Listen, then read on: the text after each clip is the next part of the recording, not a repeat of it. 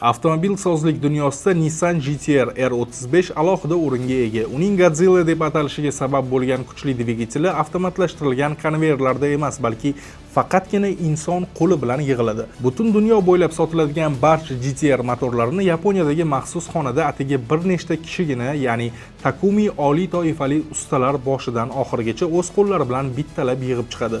Bu xonada shifoxonalarning jarrohlik bo'limlariga xos mutlaq tozalik saqlanadi. Har bir usta esa detallarni nafaqat zamonaviy asboblar, balki barmoq uchlaridagi o'ta nozik sezgi qobiliyati orqali joy-joyiga o'rnatadi.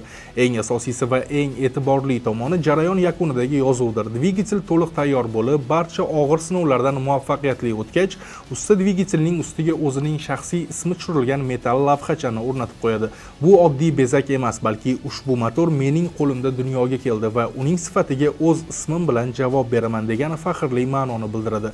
Shuning uchun ham GT-R kapotini ochgan inson shunchaki mexanizmni emas, usta mehrini va umrini singdirgan haqiqiy san'at asarini ko'radi. Obuna bo'ling, profilda bundan ham qiziqarli videolar mavjud.